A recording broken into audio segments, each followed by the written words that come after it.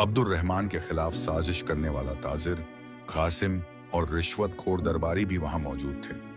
बादशाह ने गरजदार आवाज में पूछा, तो ये है वह गद्दार अब्दुल रहमान जिसने हमारी सल्तनत के खिलाफ साजिश की? अब्दुल रहमान ने निहायत इत्मीनान और बहादुरी से जवाब दिया, बादशाह सलामत, मैं गद्दार नहीं, एक मामूली ताजिर और अल्लाह का एक अदना सा बंदा हूं। मुझ पर लगाए गए सारे इल्जाम झूठे और बेबुनियाद हैं। रिश्वतखोर दरबारी फौरन बोला, आलम पनाह, यह झूठ बोल रहा है। इसके पास बगदाद से दौलत आई है। इसने पूरे गांव को अपनी तरफ कर लिया है। हमारे पास इसके खिलाफ गवाह भी हैं। उसने कासिम की तरफ इशारा किया। कासिम ने आगे बढ़कर झूठी गवाही दी और सारी कहानी को नमक मिर्च लगाकर पेश किया। बादशाह का गुस्सा और बढ़ गया।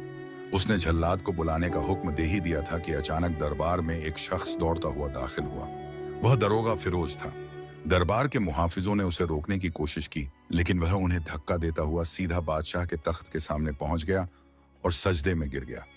आलम पनाह, गौर फरमाइए, इस शख्स पर जुल्म हो रहा है, यह बेगुनाह है। फिरोज चीख कर बोला। दरबार में सन्नाटा छा गया। एक मामूली दरोगा की यह जुर्मत कि वह बादशाह के फैसले को रोके। बादशाह ने गुस्से से कहा, यह क्या बेहुदगी है, तुम्हारी हिम्मत कैसे हुई? फिरोज ने सर उठाया।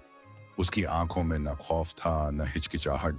उसने अपने बेटे की शिफा का पूरा वाकया शुरू से आखिर तक दरबार में सबके सामने बयान कर दिया।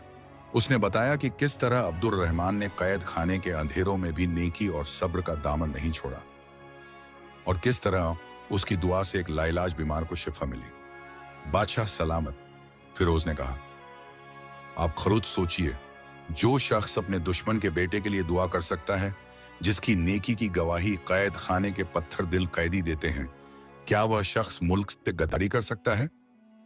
हरगिज नहीं। यह अल्लाह का वली है और हम सब इस पर जुल्म कर रहे हैं। असल साजिश उसने नहीं बल्कि उन लोगों ने की है जिन्होंने आप तक झूठी खबर पहुंचाई है। बादशाह, जो अक्लमंद और इंसाफ पसंद था, फिरोज की बैटन और उसके चेहरे की सच्चाई से मुतासिर हुआ।